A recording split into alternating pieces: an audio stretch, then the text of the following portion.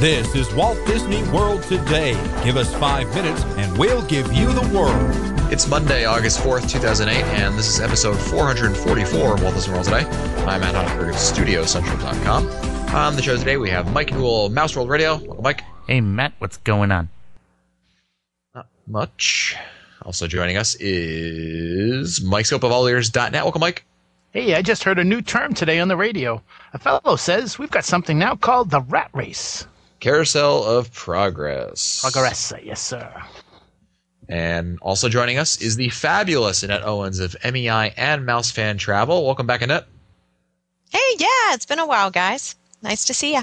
Good to have you back here. And today, with Len absent once again, we decided we would talk behind his back.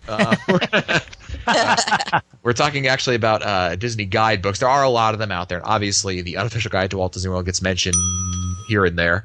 But we want to talk about the other guides, not about their content, but whom the books are perhaps best for. I think a lot of the guides differentiate themselves in the audience that they're shooting for and the approach they take to creating their guides. Because not all the guidebooks that are out there are many of them. Not all of them are just kind of clones of each other. They all take different approaches to different topics, and they kind of I think they really do target or specialize in certain demographics, genders, ages. They may not. The authors may say, of course, the authors say, "Oh, it's good for everyone," and that's true. But I think there's certain ones that we recommend for certain people, so to speak. And these are again just our opinions of the different books that are out there. And I thought we would start with some good friends of ours, the Passporter guidebooks, written by Dave and Jennifer Marks. They have a number of books out there. Let's focus really on the Passporter's Guide to Walt Disney World, as that's their flagship book. That's the, obviously we're talking about Walt Disney World anyway, so that's really the one we really want to focus on here. Scoba, who would you recommend the Passporter's Guide to? Good question, Matt. I think that I think that each one of these books that we're going to talk about has its own niche, and I think that the Passporter book is the type of book that you want to have with you in the parks. I think that the way that the book is laid out, it's very good for the first timer. I think that it gives perspectives from the kids' side of the aisle, so to speak, as well as to the parents. And I think that the way they've laid it out makes it really easy for the first timer to really get an idea as to what he or she wants to see in any of the theme parks. So I think primarily it's a very good first timer book. Absolutely. One of the things I love the Unofficial Guide. It's the de facto book that I always refer to. But and Len will be the first person to admit this, is the Unofficial Guide is kind of more like an encyclopedia type book. I mean, it's got everything in there, and I love that. I'm the kind of personality that I love that kind of stuff. I'm the kind of person who likes to sit down and watch World War II documentaries for 8 hours. That's what that is, versus the Passporter's Guide, which is a lighter approach, but it has a lot of great information, and they do put a lot of information in there. They have those neat pockets, and I never understood the pockets, but for some people it's like the coolest thing on earth, and it helps organize your trip. It is. I would definitely recommend, Mike, as you said, the Passporter's Guide for first timers. I think it's an excellent book in that regard. Annette, any thoughts on the Passporter's Guide? I think it's an excellent for first timers, but for your repeat guests to find those hidden attractions you haven't seen. Yep. I think I use my Passporter guidebook. I'm in there highlighting where we've been, taking notes on what we liked, what we didn't like, and the pockets are really good for keeping receipts. Right. So then you know how much you spent. It's very good for people who want to organize and things like that. It's a good point that you mentioned. It's also good for return visitors. I think really the book for both first timers and return visitors, I would really put Passporters and the Unofficial Guide kind of like in that category together. Let's move on to this is kind of a tough topic here. And that's Birnbaum's Guide, which is the official guidebook to Walt Disney World, and it's tough because it's Disney's official guidebook. And because it's Disney's official guidebook, things are a little rosy colored. You know what I mean? It comes with a serving of Kool-Aid, if you get my drift. And not to say that it's bad. I mean, obviously it doesn't, it gives you I think it gives a lot of pertinent information. There's some great photos in there if you're interested in seeing a lot of these things.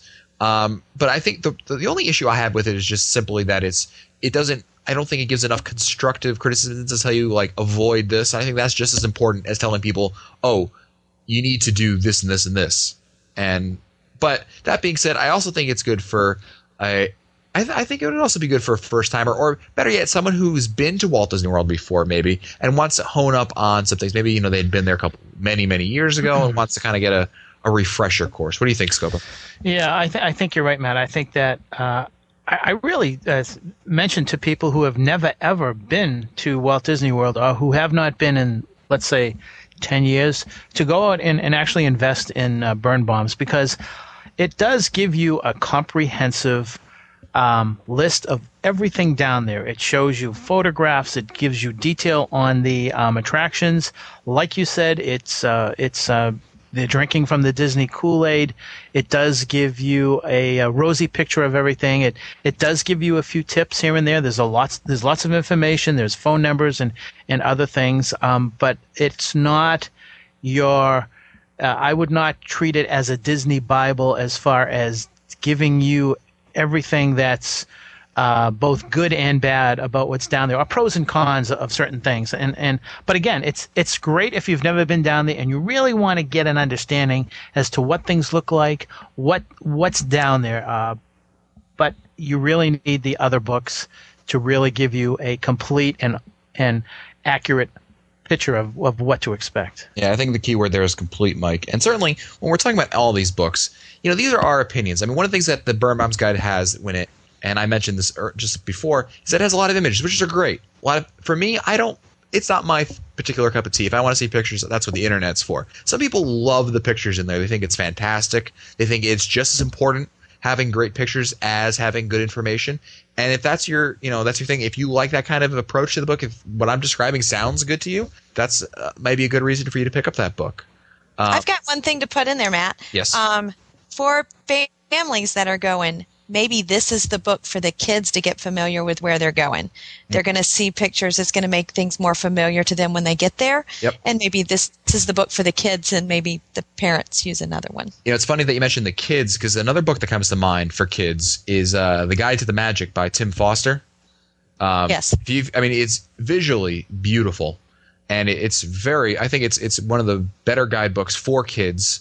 And again, like you said, Annette, obviously pictures goes hand in hand with kids, and also Len, because Len loves Denny's for ordering off the pictures, because you can just point, I want that, and that, and that, and all 12 of them, yeah. Yeah, right. So but what's great about it is that visually speaking, the Guide to the Magic, that book that Tim Foster writes, is really it's great for first timers, and I think really, especially if you want to involve the kids in it, I think that's what I would get the unofficial guide for me.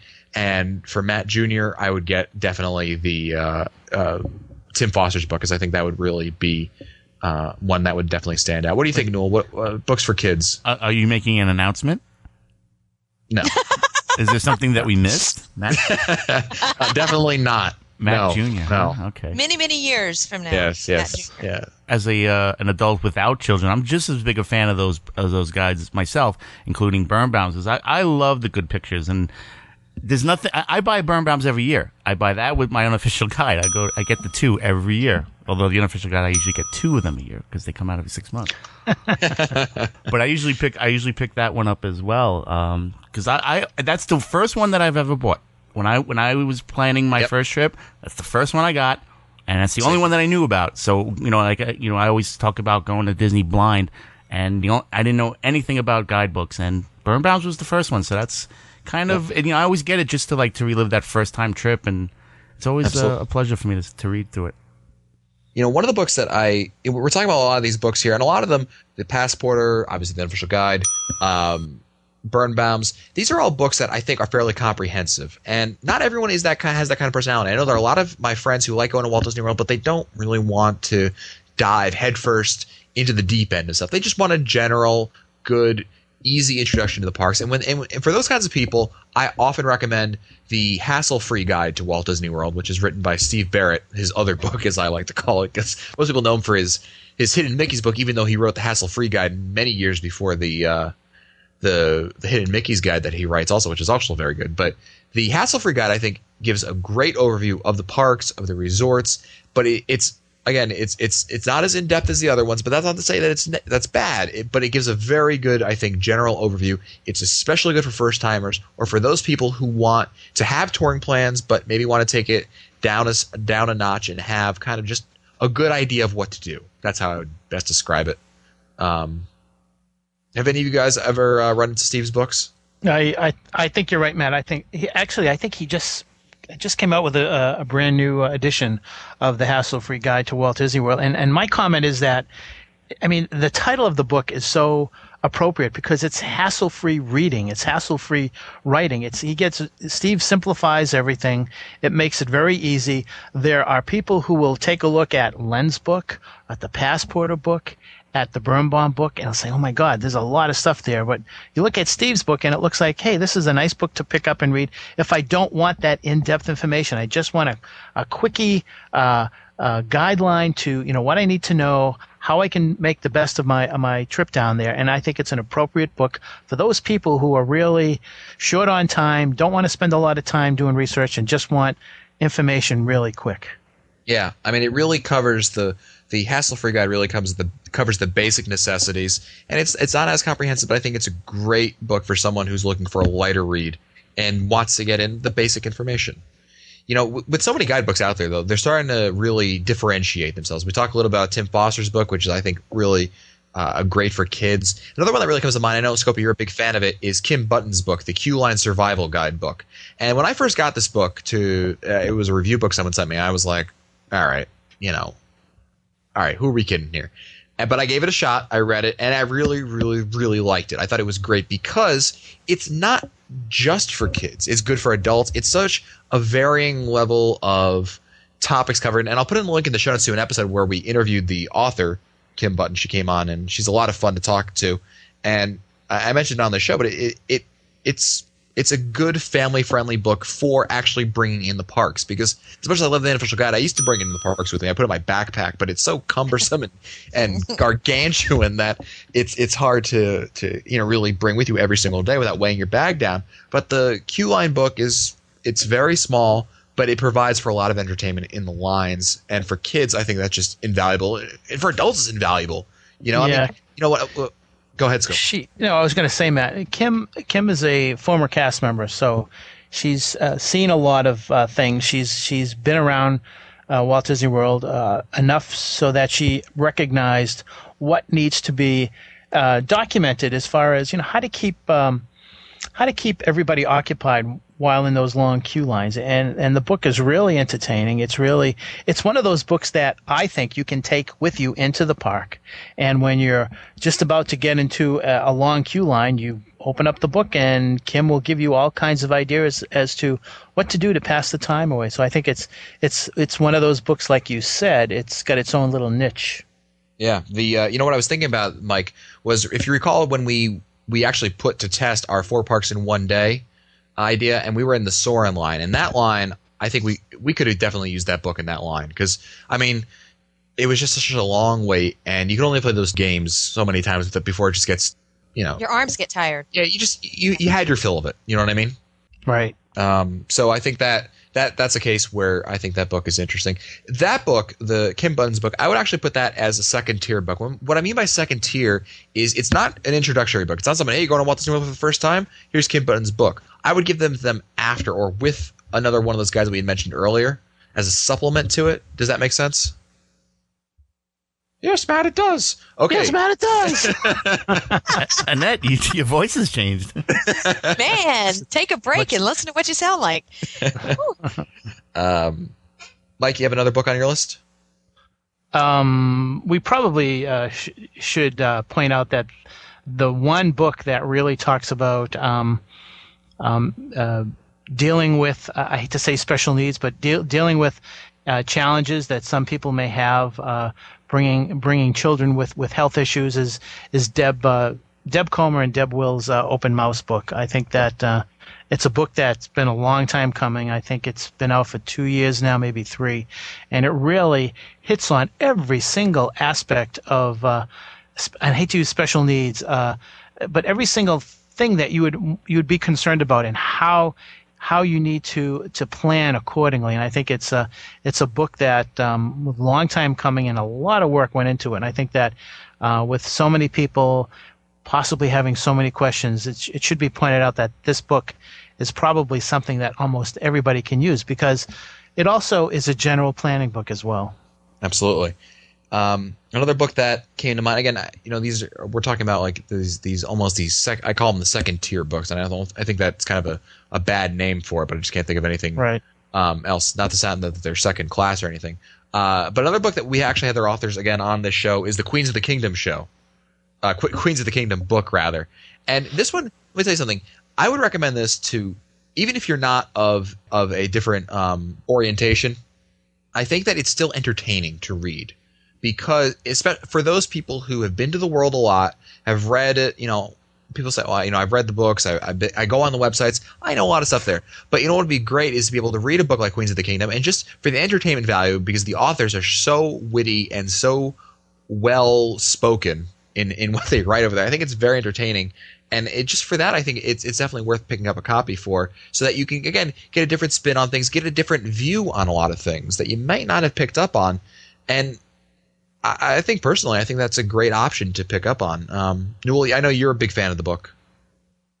It was a lot of fun, actually. We read it. I read it through after we did the show. I didn't get the book until after we did the show with them, and I went out and got it. And it was a lot of fun. I think it just adds to your knowledge. It's something good. It can make for some interesting stories in line to talk about.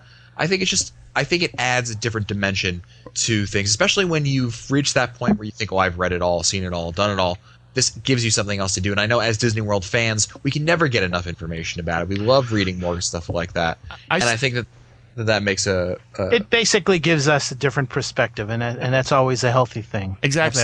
Things that I'm already familiar with, I read that book like through different eyes, and I was able to see how someone else would look at something or the same attraction or resort that I would, and just to get a different perspective. It's very interesting. That's right. There are so many guidebooks out there. I mean, if you go to Amazon.com and you search for Disney World, you're going to find a lot of different books out there. We talked about. I think we're hitting upon the quote unquote major books out there. I know that some of the the regular guides out there, like Fodor's, and I don't even know if AAA puts out a book or anything like that, but those books, especially the books that kind of like try to lump Disney World, SeaWorld, Universal, like all of Orlando into one, I tend to stay away from those books because I don't think they'll do an adequate job given the space that they have to cover, all that stuff in there. Len covers Universal and SeaWorld in the Unofficial Guide, but it's really just a quick mention. Universal actually does get some attention to it in terms of some descriptions and stuff like that, hence the 3,000 pages that the Unofficial Guide is. But most of these books are much smaller, and they try to cover all this information. For that reason, I'm not terribly big fans of those books. Perhaps one of our listeners has another book out there that they think is good. And certainly you can comment in this week's show notes. Go to www.today.com, and you can go to this episode show notes, episode 444, and tell us about a book that maybe we've missed, because there are so many out there, and it seems like there's one coming out all the time, which is good. I think there's so many of them, and people are starting to find, again, that these niche books are very interesting to me to be able to see these different kinds. Speaking of niche books, I want to mention also Kara Goldsberry's A Luxury Guide to Walt Disney World. And Annette, I'm sure you've perused this book once or 3,000 times, right? Looking for another luxurious thing you could take advantage of. Yes, great descriptions in that book, and for the luxury traveler, especially coming to Disney, this is the book for them. They definitely need to get this. And I don't think, not even, I'll go one step further in that, not necessarily for someone who's a luxurious traveler, but someone who's looking, again, to try something different. Good for advanced users, good for people who've been to Walt Disney World before, done the parks, want to do something different. And this is a good opportunity for you to take this book, the Kara Goldsberry book, and look at it and look for maybe an activity in there, be it a spa treatment where she goes over, or perhaps an activity at one of the resorts that you might be interested in, that you might not have known about, or you were unsure about, and Kara's book can talk about that. Yeah, so this is a great book for your repeat guest looking for that extra special new. Yeah. Scopa? Did you want to kind of bring this back here, Mike, and go back to the Unofficial Guide quickly?